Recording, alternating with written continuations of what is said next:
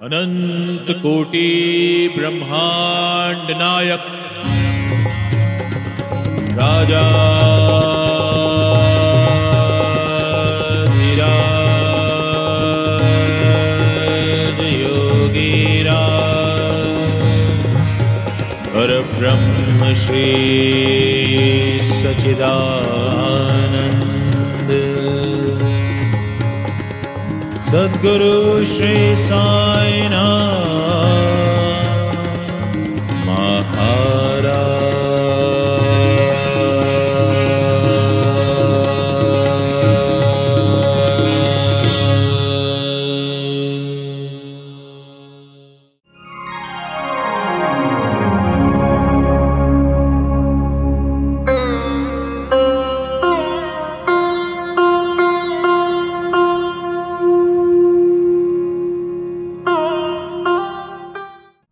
भिक्षा में क्या मिलता था बाबा को? भोजन, कुछ खाने को। और अभी हमने कुछ देर पहले ही बात करी कि भोजन पकाना और भोजन खाना हमारी नियति है। इसके बिना हम जी नहीं सकते, जिंदा नहीं रह सकते। तो बाबा के स्वरूप की बातें करते करते आज हम उस जगह पर आ गए हैं कि हमें भोजन के संबंध में जो बाबा की सीखें हैं उनको भी समझना और जानना चाहिए। श्री साई सच्चरित्र हम में से कितनों ने पढ़ा है? बस 5, 6, 7। कितने लोगों ने श्री साई सच्चरित्र पढ़ा है? थोड़ी हिम्मत जुटाइए, हाथ उठाइए। मैं सवाल नहीं पूछने वाला अंदर से। हम लोग यहां पे कौन बनेगा करोड़पति नहीं खेल रहे हैं। और भी कुछ लोग हिम्मत करके उठाएंगे हाथ। चलिए, बहुत बढ़िया। तो जिन्होंने नहीं पढ़ा उनसे मैं कहूंगा जरूर इसको पढ़ें और पढ़ने के बाद समझने की भी कोशिश करें।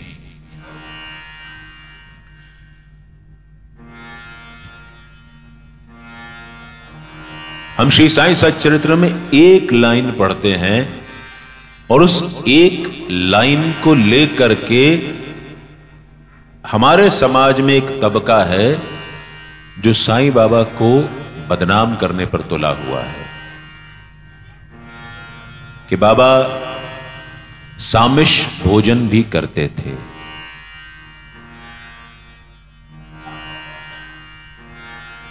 क्या ये पढ़ने के बाद बाबा में हमारी श्रद्धा कम हो जाती है कि बाबा मांस मिश्रित पुलाव बनाते थे? कुछ हैं ऐसे लोग जो इस बात को लेके बहुत बखेड़ा खड़ा कर रहे हैं कि बाबा तो जो है वो नॉनवेज खाते थे। लेकिन वेज खाना, नॉन वेजिटेरियन खाना, ये विवाद का विषय तो हो सकता है, लेकिन नॉन वेजिटेरियन खाना कभी भगवान की प्राप्ति में बाधक नहीं बन सकता। शुद्ध शाकाहारी भोजन करना हमें साईं से मिला देगा, इस बात की भी कोई गारंटी नहीं है। वो जिस रूप में इस धरा पर आए थे, जिस प्रकार से उनका चरित्र गढ़ा गया था ऊपर वाले द्वारा, उसमें उनका एक अंश यह भी था कि वो सामिश भोजन भी करते थे।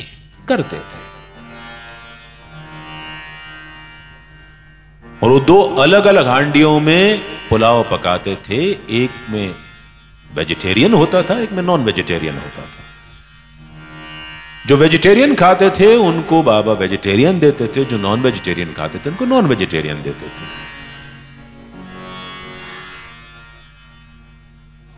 और मेरे कितने ही ऐसे मित्र हैं जो अपने उपनाम से, सरनेम से ब्राह्मण है, लेकिन वो सामिश भोजन करते हैं। लेकिन वो लोग अच्छे लोग हैं। तो किसी के वेजिटेरियन या नॉन वेजिटेरियन खाने से हम इस बात की धारणा नहीं बना सकते कि वो अच्छा इंसान था या बुरा इंसान था। अगर साईं बाबा को मानने में ये कोई अड़चन है तो फिर भूल जाइए साईं बाबा को, कोई मतलब ही नहीं। हमको बाबा के बारे में हमको बात ही नहीं करनी चाहिए, ईश्वर की बात भी नहीं करनी चाहिए।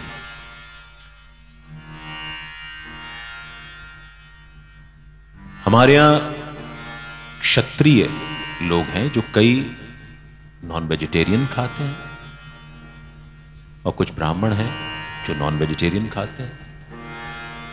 ये भेदभाव का विषय नहीं होना चाहिए। इससे हम बाबा की कोई गणना नहीं कर सकते, उनके चमत्कारों की, उनकी ईश्वर प्राप्यता की। उन्होंने अपने भक्तों की परीक्षाएं भी इसी से ली। अध्याय 38 में आता है कि उन्होंने दादा केलकर, जो कि एक प्रकांड ब्राह्मण थे, उनको कहा कि जाओ तुम जाकर के बाजार से मटन लेकर के आओ। और दादा केलकर जब जाने के लिए उद्धत हुए तो बाबा ने कहा छोड़ दो, तुम मत जाओ।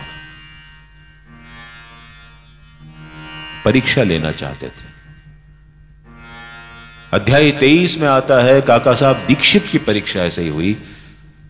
जिक्र आता है कि मस्जिद में एक बकरा लाया गया जिसको हलाल करना था।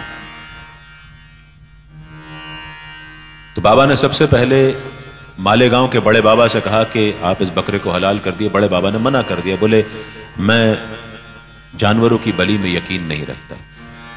फिर बाबा ने शामा से कहा कि जा तुम इस बकरे को हलाल कर दो।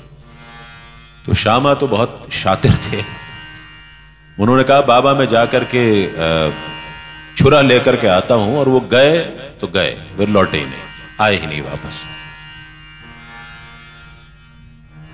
फिर बाबा ने काका साहब दीक्षित से कहा, हरि सीताराम दीक्षित,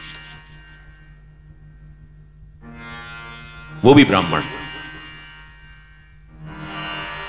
लेकिन उनके लिए बाबा का शब्द अंतिम वाक्य होता था। उन्होंने अपनी धोती एक तरफ खोसी। बाबा ने किसी को राधा कृष्ण माई के यहां छुरा लेने भेजा। राधा कृष्ण माई के यहां से छुरा आया, लेकिन जैसे ही राधा कृष्ण माई को पता चला उस छुरे को मंगवाने का बाबा का प्रायोजन, उन्होंने तुरंत लौटती डाक से छुरा वापस मंगवा लिया। मतलब तुरंत जो आदमी लेकर के गया था उसी को भला बुरा कहकर के छुरा वापस मंगा लिया कि मेरे घर से जो छुरा गया उससे बकरा हलाल नहीं होगा।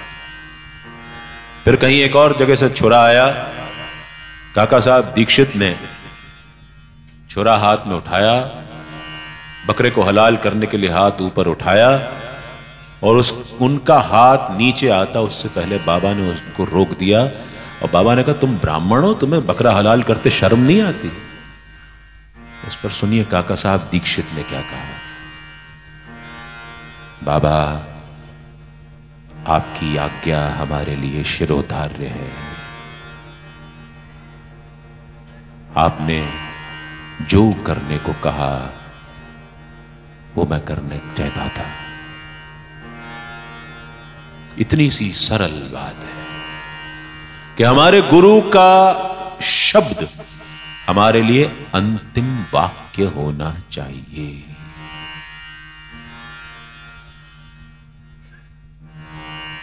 दादा केलकर को तो बाबा ने एक बार हाथ पकड़ लिया और हाथ पकड़ करके मांस वाले पुलाव के हंडी में उनका हाथ डाल दिया कि तुम अपना कट्टरपन छोड़ो, ये कट्टरता तुम्हें कहीं नहीं ले जाने वाली। ऐसा भी गुरु चाहिए कि ऐसा सख्त शिक्षक, एक ऐसा सख्त टीचर चाहिए हमको। और बाबा ने लोगों को, किसी और जीव को तकलीफ ना पहुंचाने की युक्ति भी कितनी सुंदर अपनाई, सरल अपनाई। उन्होंने अध्याय 9 में आता है जिक्र, श्रीमती सीता देवी तरखड़ से जब वो बाबा के लिए रोटी लेकर के आ रही थी और रास्ते में उनको एक कुत्ता दिख गया और उन्होंने वो रोटी उस कुत्ते को खिला दी। तो जब वो दूसरी रोटी लेकर के बाबा के पास मस्जिद में गई तो बाबा ने कहा डकार लेते हुए कि माई बहुत बहुत शुक्रिया। बोले तुमने तो खाया ही नहीं बाबा, काय का शुक्रिया? बोले तुमने मुझे इतने स्वाद से रास्ते में ही तो खिला दिया था। वो कुत्ता जिसको तुमने रोटी डाली थी वो मैं ही तो था। तो बाबा ऐसा भी करते थे। मैं इस चर जगह के सब में हूं, हर जड़ और चेतन में मैं हूं, हर शय में मैं हूं। ये बाबा है, ये साईं है। ईशावास्यमिदं सर्वं यत् किंच जगत्याम जगत। बाबा किसी सांप का जिक्र भी आता है श्री साईं सच्चरित्र में।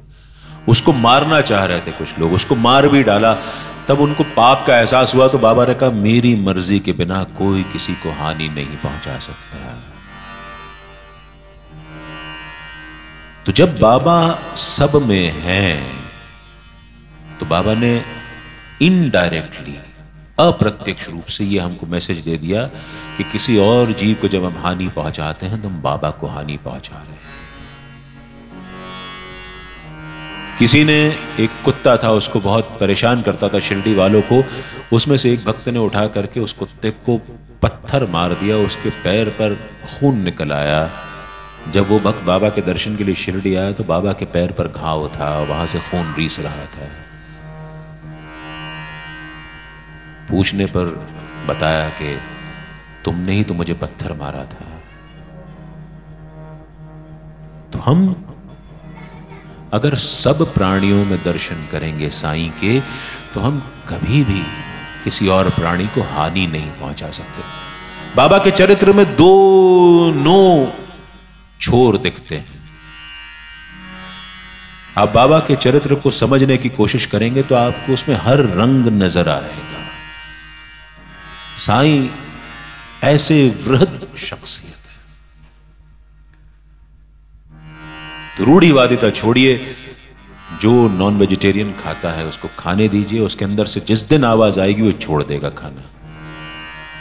लेकिन वो नॉन वेजिटेरियन खाने से बुरा नहीं बन जाता। आप वेजिटेरियन है तो आजकल एक नया शगुफ आ गया है वीगन, कि एनिमल प्रोडक्ट्स कुछ भी नहीं खाते वो लोग। आप देखते होंगे कहीं कहीं रोड साइड पे लिखा रहता है बी वीगन, बी वीगन। अजीब सा कोई आदमी रात को लिख जाता है। कुछ दिनों पहले विराट कोहली ने भी कहा था कि मैं वीगन हूं, और फिर उन्होंने अपना स्टेटमेंट बदल दिया, वीगन नहीं है। तो ये सब इंसान के जहन पर, उसकी मानसिक स्थिति पर रहता है कि वो कैसा भोजन करना चाहता है। आप जब तक साईं के प्रति अनन्य भाव से शरणागत हैं, इससे कोई फर्क नहीं पड़ता कि आप क्या खा रहे हैं।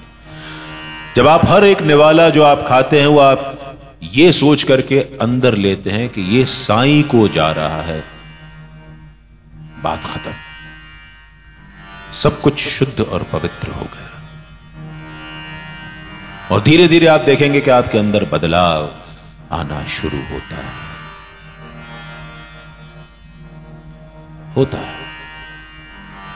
साईं बदलते हैं। भोजन को लेकर के, उपवास को लेकर के बाबा की बड़ी सुंदर सीख थी।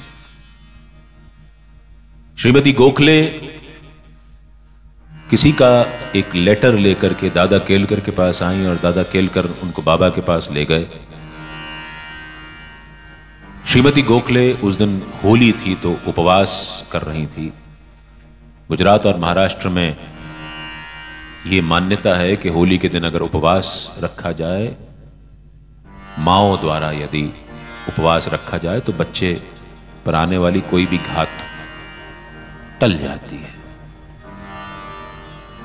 तो श्रीमती गोखले उस दिन उपवास रख रही थी। बाबा ने उनका उपवास तुड़वा दिया। उनसे कहा कि जाओ दादा केलकर के घर जाओ, उनकी पत्नी मासिक धर्म से है, वो खाना नहीं बना पा रही हैं, उनके बच्चे आज त्योहार का दिन है, भूख से बिलख रहे हैं। तुम जाओ, पूरन पोली बनाओ, तुम भी खाना और उनको भी खिलाना। काका साहब दीक्षित एक बार उपवास रखने के मूड से आए, बाबा ने उनका उपवास तोड़वा दिया। उनसे कहा, यार तुम ये सब उपवास के झंझट में मत करो। बाबा ने स्वयं कभी कोई उपवास रखा नहीं और किसी को उपवास रखने के लिए प्रेरित नहीं किया। उनका कहना था कि अगर हम उपवास रखेंगे तो हमारा ध्यान हमेशा खाने की ओर जाएगा। जिस दिन उपवास रखेंगे उस दिन आपके अंदर से एक क्रेविंग उठेगी। आप निर्जला व्रत कर रहे हैं तो आप दिन भर बस इसी जुगाड़ में रहेंगे कि कैसे चांद के दर्शन हो करवा चौथ के दिन और कुछ खाने को मिल जाए। दिन भर सिर्फ इसी जुगाड़ में रहते हैं कि चांद दिख जाए, दिख जाए, दिख जाए। आगे पीछे हो गया तो देखो हालत क्या होती है। आप फलाहार करते हैं तो बढ़िया मूर्धन की खिचड़ी बनती है, कढ़ी बनती है, राजगिरे की आटे की पूड़ियां बनती हैं। आजकल तो लोग राजगिरे के आटे के डोसे भी बनाने लगे हैं। उपवास वाली फलहारी भेल बनती है, शुद्ध मावे की जलेबी बनती है, बढ़िया मसाले सूखे मेवे डाल करके, केसर वगैरह डाल करके दूध बनता है। ये उपवास होता है।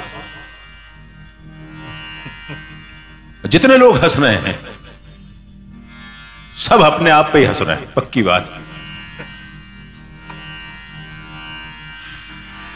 लगता है कि कब ये आज का दिन निकले और कल नॉर्मल हो जाए हम लोग।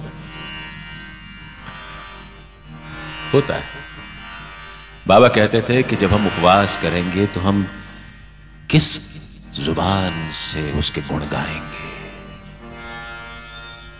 किन कानों से उनकी महिमा सुनेंगे,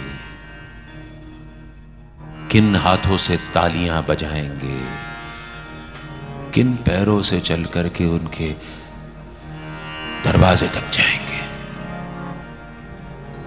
ये उपवास बाबा के शैली में कहीं भी फिट नहीं बैठता।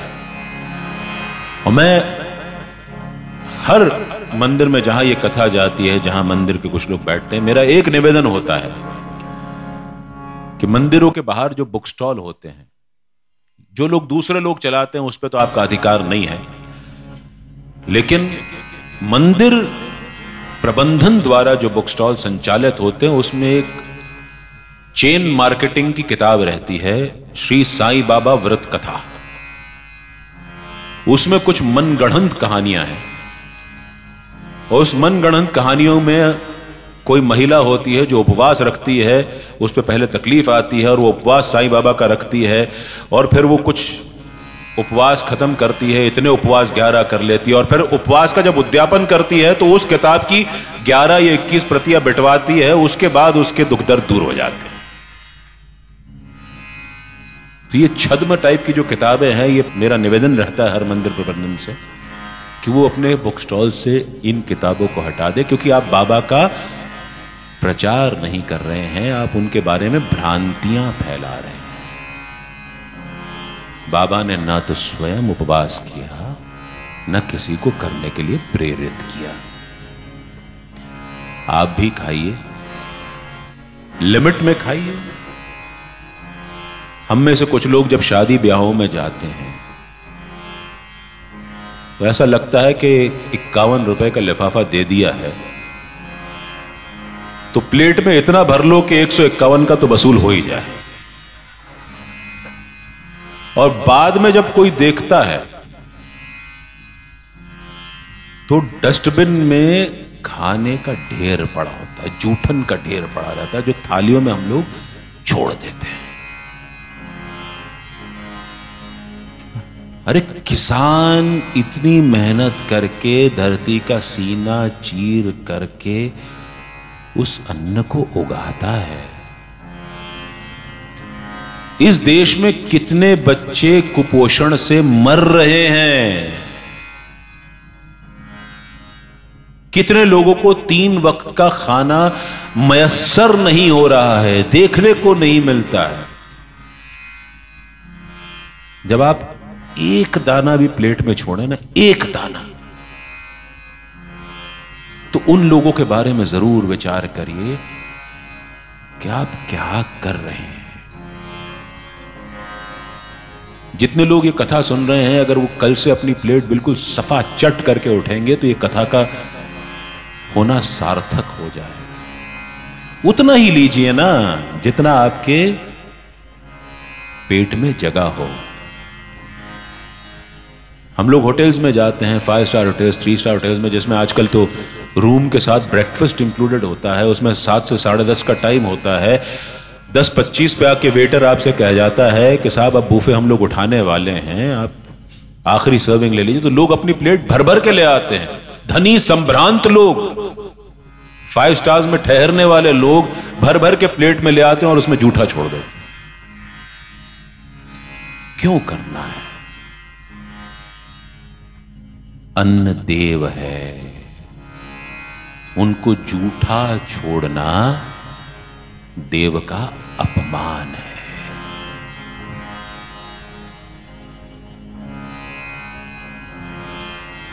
गुजराती समाज का मैं अध्यक्ष था एक बार।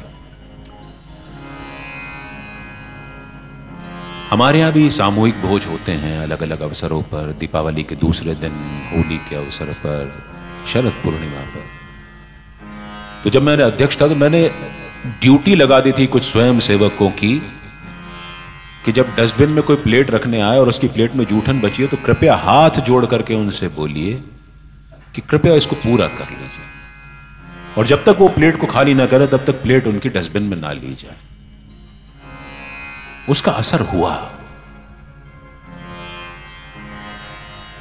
असर होता है।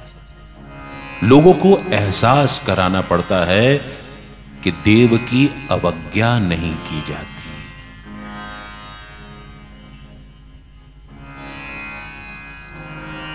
आपके यहां भी अगर यह व्यवस्था नहीं है, जो लोग आप लोग सवेरे शाम अन्न क्षेत्र चलाते हैं, भंडारा चलाते हैं, तो ये व्यवस्था रखिए कि जो जितना प्लेट में ले उतना खा ले, नहीं तो कम ले। 10 बार दीजिए उसको, रिफिल करना है 10 बार रिफिल करिए, लेकिन वेस्ट मत होने दीजिए। उपवास का अर्थ होता है उप धनवास। उप यानी ऊपर और वास यानी रहना। आप अपना आचरण ऐसा कर लीजिए कि आप ऊपर उठ करके वास करने लगे। ये उपवास का अर्थ होता है। उपवास हो सकता है अपशब्दों का, गालियां बकना एक दिन के लिए बंद कर दें। कुछ लोग अगर देते हो, वैसे तो नहीं देते होंगे आप लोग, देते हो तो एक दिन उपवास रख लीजिए। मोबाइल देखने से एक दिन उपवास रख लीजिए हफ्ते में। बहुत मुश्किल है, कोशिश की जा सकती है। रात को डेटा ऑफ कर दें, फोकस मोड फोन में लगा दें, DND डू नॉट डिस्टर्ब लगा लीजिए, नोटिफिकेशंस सारे ऑफ कर दीजिए, वाईफाई से डिस्कनेक्ट कर दीजिए। कम से कम चैन की नींद तो सो पाएंगे। नहीं तो आंख लगी तो टुड़ुंग, फिर आंख लगी तो टुड़ुंग। श्री साईं अमृत कथा के जितने ग्रुप हैं, व्हाट्सएप ग्रुप है, उसके अंदर नियम है कि 11:30 बजे जैसे ही बाबा के मंदिर के पट बंद हो जाते हैं और सवेरे 4 बजे जब खुलते हैं, 11:30 से 4 बजे तक कोई भी मैसेज नहीं करेगा। हमारे एडमिन अगर देख लेते हैं कि रात में किसी ने मैसेज किया तो सवेरे उस व्यक्ति को सबसे पहले ग्रुप से बाहर कर दिया जाता है। बिल्कुल क्लियर। आप अपनी नींद के तो दुश्मन हैं, दूसरे की नींद के भी दुश्मन हैं। अरे इमरजेंसी ना हो तब तक रात को मैसेज मत करना। आदमी को लगता है बेटाइम मैसेज आया, पता नहीं क्या बुरी खबर होगी, और फिर शेर आया तो ऐसा होता है कि जिस दिन वाकई में शेर आएगा उस दिन कोई आपकी बात ही नहीं सुनेगा।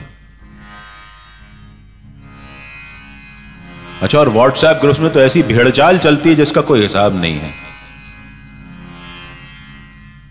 किसी एक ग्रुप में किसी ने लिख दिया सोहन जन्मदिन की बधाई हो, तो सोहन ग्रुप में है कि नहीं है, सब लोग सोहन को जन्मदिन की बधाई देने लगेंगे।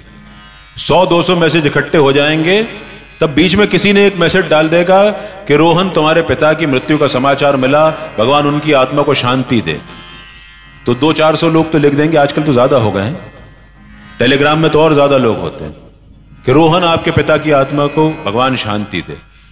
और बीच में अगर किसी ने रोहन का सोहन और सोहन का रोहन कर दिया, तो रोहन तुमको जन्मदिन की बधाई हो और सोहन तुम्हारे पिता की आत्मा को भगवान शांति दे, ये भी हो जाता है। हम गुलाम बनते जा रहे हैं। ये जो 6 इंच 7 इंच का जो खिलौना हमारे हाथ में है, ये हमारा गुलाम होना चाहिए। हम इसके गुलाम बन रहे हैं तो कुछ न कुछ कहीं ना कहीं गड़बड़ है। कितने ही वीडियोस हम लोग देते हैं, सीसीटीवी पे आते हैं कि लोग मोबाइल देखते हुए रोड क्रॉस कर रहे हैं और गाड़ी उनको उड़ा करके चली जाती है। एस्केलेटर पे माँ मोबाइल देखते हुए चल रही है, छोटी बच्ची है, वो एस्केलेटर पे पैर रखती है, माँ का हाथ छूट जाता है, बच्ची गिर पड़ती है। ऐसे वीडियोस देखने को मिलते हैं।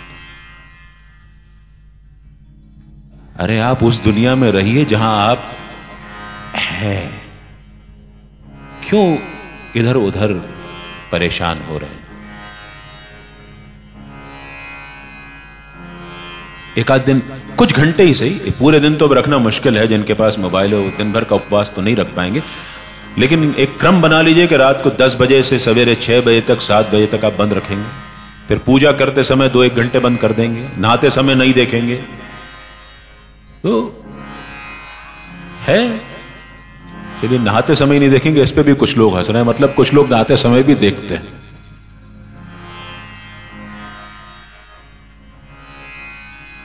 किसी ने आपको कॉल किया है, आप किसी इंपॉर्टेंट काम में, तुरंत फोन उठाना जरूरी नहीं है। सामने वाले ने आपको अपनी सुविधा से कॉल किया है, आप अपनी सुविधा से उसका जवाब दीजिए।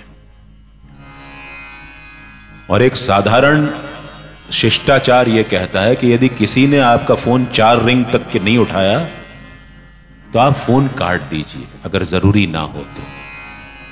सामने वाले के हाथ में मोबाइल रहता है, अगर आपको फोन नहीं उठा रहा है तो जरूर वो किसी काम में बिजी होगा, क्यों उसको बार बार फोन करके डिस्टर्ब कर रहे हैं? जरूरी है तो बिल्कुल करिए, एक नहीं 50 बार करिए। कोई इमरजेंसी है, कोई आपातकालीन स्थिति है तो जरूर कीजिए, कोई परेशानी नहीं। तो उपवास की बात हुई। बाबा कहते थे कि जब तुम्हें कोई भोजन के लिए आदर पूर्वक आमंत्रित करे तो उसका भोजन का आग्रह कभी मत ठुकराओ, उसे अपना सम्मान समझो। ऐसा एक किस्सा आता है जब बाबा कहते हैं कि हम 4 मित्र थे, हम में से एक कर्म में यकीन रखता था, उसका कहना था कि हम कर्म करेंगे तो हमको ईश्वर मिलेगा। हम में से दूसरा था, वो ये कहता था कि ईश्वर का कोई अस्तित्व नहीं है। तीसरा था, वो ये कहता था कि हमें वेद पुराणों का अध्ययन करना चाहिए, हमको ईश्वर मिलेंगे। और चौथा मैं, जो ये कहता था कि गुरु के शरणागत हो जाओ, तुमको ईश्वर मिल जाएंगे। ये बाबा अपने बारे में कहते हैं। फिर उन्होंने आगे कहा कि हम 4 दोस्त जंगल में चले गए। बाबा ऐसे ही किस्से कहानियां सुनाते थे जिनका कोई ओर छोर नहीं होता था, लेकिन बात उनमें बड़ी गहरी होती थी। हम 4 दोस्त एक दिन जंगल में चले गए, भटक गए, रास्ता भूल गए, भूल भुलैया में फंस गए। जहां से जाते घूम करके फिर उसी स्थान पर वापस आ जाते, निकलने का कोई रास्ता समझ में नहीं आ रहा था। यह हमारी जीवन है। हम लोग भी अपने विचारों के द्वंद्व में ऐसे ही फंस जाते हैं, विचारों की जंगल में उलझ करके रह जाते हैं, निकलने का कोई रास्ता सूझता नहीं है। तब हमारे सामने एक बंजारा आता है। बाबा कहते हैं वो बंजारा हमसे भोजन का आग्रह करता है। वो कहता है, महाशय धूप बहुत कड़ी है, आप लोग भोजन कर लीजिए, फिर मैं आपको बाहर का रास्ता दिखा के आपको बाहर छोड़ दूंगा। बाबा कहते हैं, हम चारों दोस्त उसकी बात नहीं सुनते हैं, नहीं मानते हैं। हम लोग भटकते रहते हैं, भूल भुलैया में उलझ करके वापस जस के तस जहां के तहां वहीं आकर के खड़े हो जाते हैं। वो बंजारा फिर प्रकट होता है। वो फिर हमसे वही बात कहता है कि आप लोग कड़कती धूप में घूम रहे हैं, कृपया बैठ जाइए, भोजन कर लीजिए, उसके बाद मैं आपको बाहर छोड़ दूंगा। बाबा कहते हैं, मेरे 3 दोस्त उसकी बात नहीं सुनते हैं, मैं वहीं बैठ जाता हूं और भोजन करने के बाद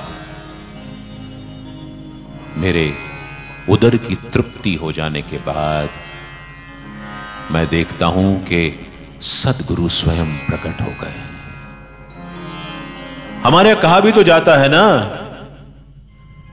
कि आप भूखे पेट कभी भगवान को नहीं ढूंढ सकते, भूखे भजन न होए गोपाला। बाबा कहते हैं, जैसे ही मेरी उदर की तृप्ति हुई, मेरे सामने सद्गुरु प्रकट हो गए। इसके आगे की कथा बड़ी सुंदर है, बहुत सुंदर कथा है।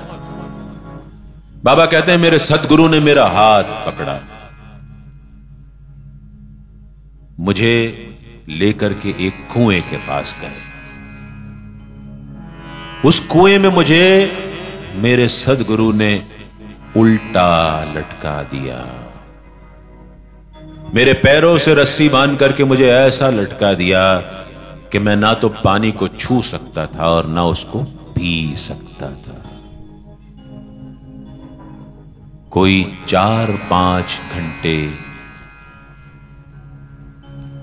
मैं इसी तरह लटका रहा,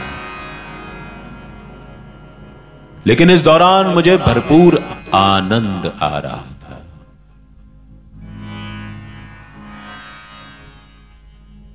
अब आप सोचेंगे, बाबा है कि क्या है? कोई किसी को 4-5 घंटे रस्सी से पैर बांध करके उल्टा लटका दे कुएं के अंदर, जहां पे कोई पूछने वाला नहीं, और वो आनंद का अनुभव करे। बाबा की सीख कितनी प्यारी है कि जब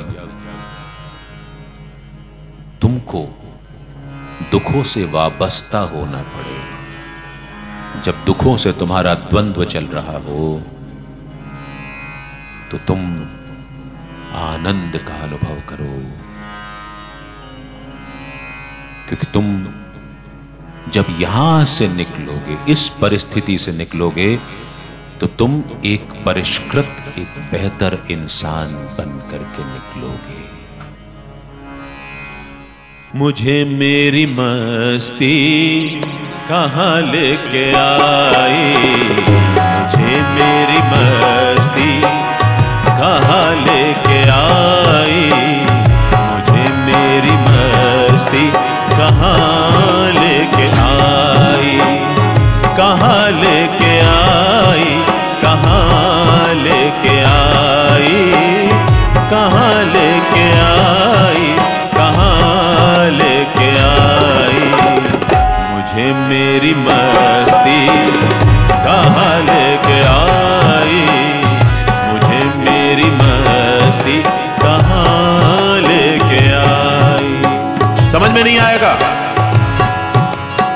उस समय दुख में मस्ती का अनुभव करो, साईं के पास होने का अनुभव करो।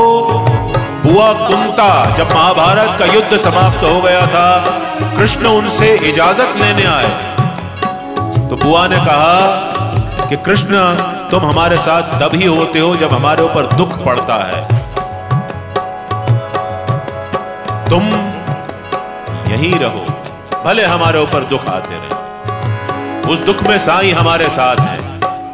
न सुख है न दुख है, न है शोक कोई, न सुख है न दुख है, सुख है न दुख है, न है शोक कोई। न सुख है न दुख है, न है शोक कोई।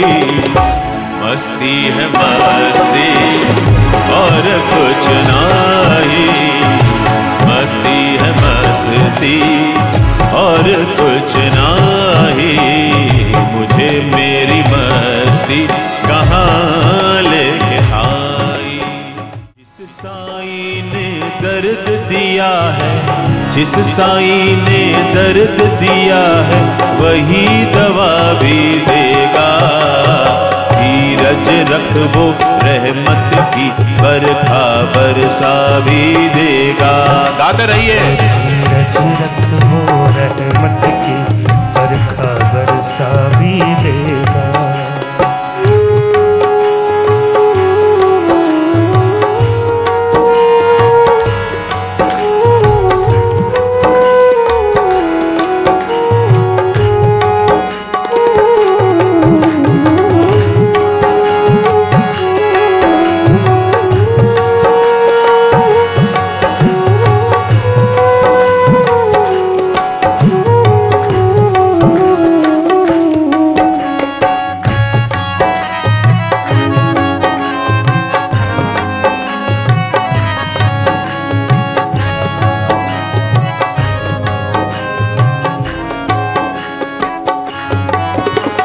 जिसके हाथ में सबकी रेखा, उसकी ओर जिसने भी देखा। जिसके हाथ में सबकी रेखा, उसकी ओर जिसने भी देखा। जिसके हाथ में सबकी रेखा, साईं की ओर जिसने भी देखा। जिसके हाथ में सबकी रेखा, साईं की ओर जिसने भी देखा। सही समय पर मध्यम कारा वो चमका भी देगा।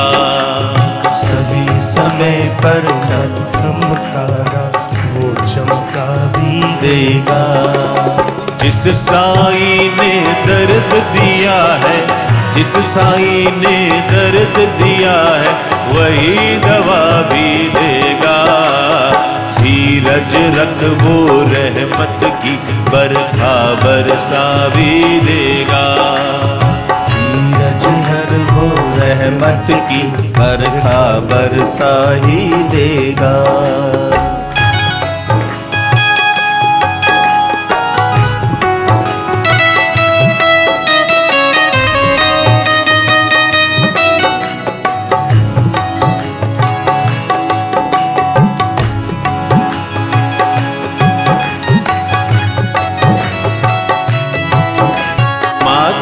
पर बिंदिया से पहले नाम वही निंदिया से पहले।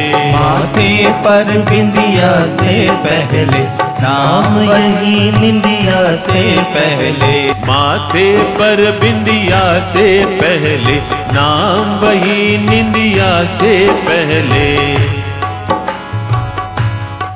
सुनाई नहीं दे रहा? वाह।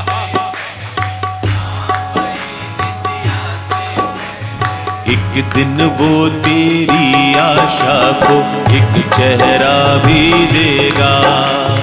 एक दिन वो तेरी आशा को एक चेहरा भी देगा। जिस साईं ने दर्द दिया है, जिस साईं ने दर्द दिया है, वही दवा भी देगा। धीरज रख वो रहमत की बरखा बरसा भी देगा। धीरज धर वो रहमत की बरसा बरसा ही देगा।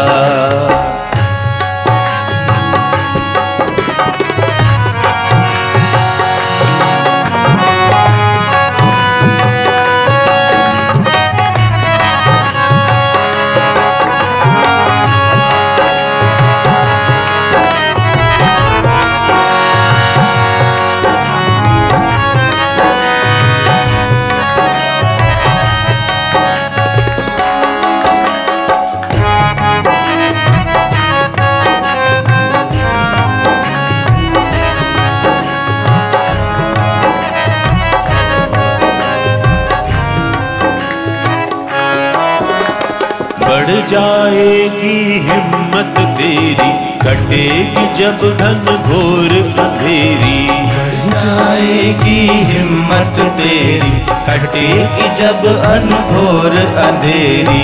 बढ़ जाएगी हिम्मत तेरी, कटेगी जब घन घोर अंधेरी। बढ़ जाएगी हिम्मत तेरी, कटेगी जब घन घोर अंधेरी। बूंद बूंद तरसाने वाला रस बरसा भी देगा। बूंद बूंद तरसाने वाला रस बरसा भी देगा। जिस साई ने दर्द दिया है, जिस साई ने दर्द दिया है, वही दवा भी देगा। धीरज रख वो रहमत की बरखा बरसा भी देगा। धीरज रख वो रहमत की बरसा बरसा भी देगा। बरखा बरसा भी देगा। बरखा बरसा भी देगा। बरखा बरसा भी देगा। बरखा बरसा भी देगा। बरखा बरसा भी देगा। तो जीवन में विचलित नहीं होना चाहिए। साईं है ना, जीवन है, सब होगा। उथल पुथल भी होगी, मुंह के बल भी गिरेंगे, घुटने भी छिलेंगे, कोहनियां भी छिलेंगी, दांत टूट जाएंगे, चोट लगेगी, लेकिन कोई मरहम पट्टी करने वाला मिल जाएगा। विश्वास रखिए। सर्वहारा का सहारा है। जो आप टूटे हुए दिल से कभी बैठे हो ना, कभी हिम्मत मत टूटने देना। साईं है, वो सबकी सुनता है, सबको देखता है। लेकिन कल हमने एक बात की थी, उसको हमेशा याद रखिएगा कि विधि का विधान विधाता भी नहीं बदल सकता। जो आपको भोगना है सो आपको भोगना है, लेकिन वो आपके साथ आकर के खड़ा हो जाएगा, वो आपका ध्यान रखेगा, आपको अकेला नहीं पड़ने देगा कभी। वो आपको अकेला नहीं पड़ने देगा। वो साईं है।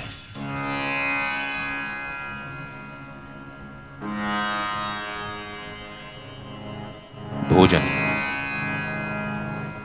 बाबा ने कहा हमेशा बांट करके खाओ। इस ग्रंथ के लेखक का एक किस्सा आता है कि जब मस्जिद में बैठे हुए थे, बाबा ने इस ग्रंथ के लेखक से कहा, देखो अन्ना साहब दाभोलकर कितने छोटे दिल वाला है, इसकी कोट की बाह में चने चिपके हुए हैं, ये छुप छुप करके चने खा रहा था। ये बेचारे जो दाभोलकर जी हैं सब पका गए। बोले बाबा मैं तो ऐसा कुछ नहीं कर रहा था, मैं तो छुप के क्यों खाऊंगा। बाबा ने कहा, क्या जब तुम भोजन करते हो तुम मुझे याद करते हो? क्या तुम मुझे शुक्रिया अदा करके भोजन करते हो? अरे अगर आपके पास पहनने को 2 जोड़ी कपड़े भी हैं, खाने को 3 वक्त का भोजन मिलता है, 2 वक्त का भोजन मिलता है, सिर पर किराए की छत ही सही, एक छत है। ये बात नहीं हो रही कि वो झुग्गी है या महल है, छोड़ दीजिए, छत है ना सिर्फ है। पूछने वाले 2 परिवार के सदस्य, एक है जो शाम को जब आप वापस आए तो आपसे पूछे आप कैसे हैं, दिन कैसा रहा, तो आप दुनिया के 70% लोगों से बेहतर हैं। इस दुनिया में 70% ऐसे लोग हैं जिनके पास इनमें से कोई ना कोई चीज या ये सारी चीजें नहीं है।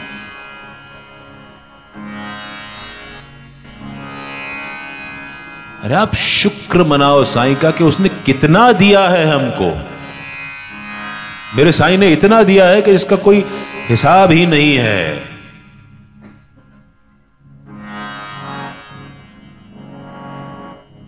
निवाला खाओ तो साईं को याद करो, स्कूटर को किक मारो तो साईं को याद करो, घर की सटकनी जब अंदर से चढ़ाओ तो साईं को याद करो, घर से निकलने के लिए सटकनी खोलते हो तो साईं को याद करो, पेन उठाते हो तो साईं को याद करो कि तुम्हारे पास पेन है, तुम लिख सकते हो।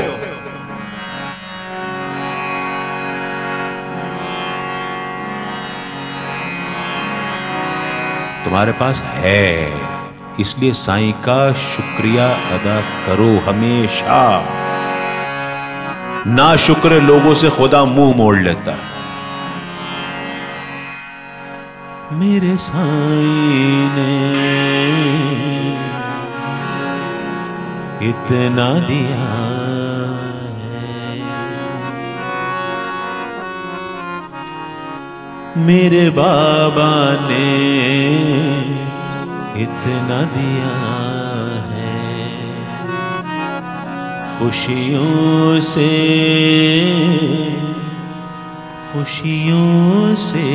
मेरा घर भर गया है, मेरे साईं ने इतना दिया है, मेरे बाबा ने इतना दिया है। खुशियों से मेरा घर भर गया है, मेरे साईं ने इतना दिया है, मेरे बाबा ने इतना दिया है।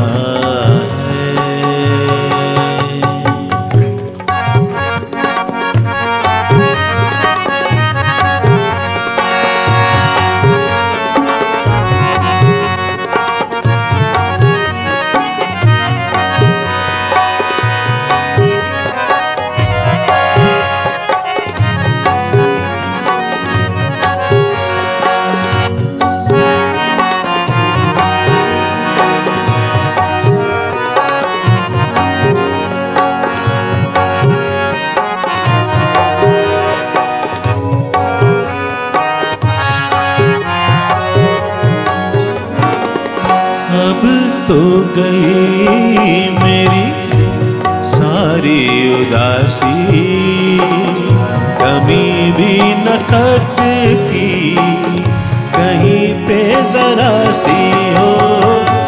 अब तो गई मेरी सारी उदासी, कमी भी न खटकी कहीं पे जरा सी, कभी भी न खटकी कहीं पे जरा सी। नजरों ने ऐसा असर किया है, साईं की नजरों ने असर किया है। खुशियों से मेरा घर भर गया है, मेरे साईं ने इतना दिया है।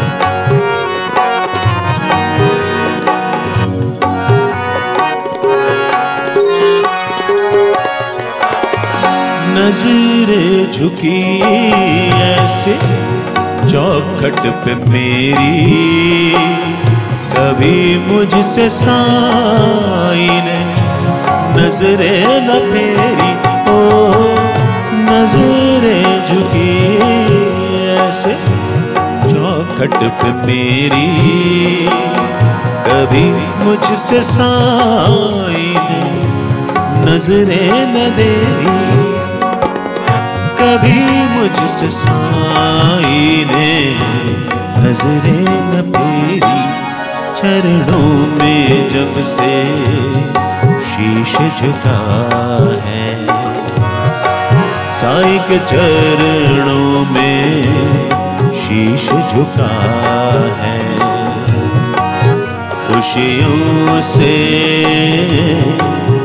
खुशियों से मेरा घर भर गया, मेरे साईं ने इतना दिया है, मेरे बाबा ने इतना दिया। शिकायत मत करिए। अगर आप शिकायत करते रहेंगे तो हमेशा नाउम्मीदी हाथ में रहेगी। जूता 500 रुपए वाला पहनने का समय है, पहनिए, खुश रहिए। दुनिया में ऐसे लोग भी हैं जिनके पास जूता पहनने के लिए पैर ही नहीं है। बच्चे से शिकायत है, क्लास में 34 बच्चे हैं, वो 34वें नंबर पे आता है। दुनिया में ऐसे लोग जिनके पास बच्चा ही नहीं है।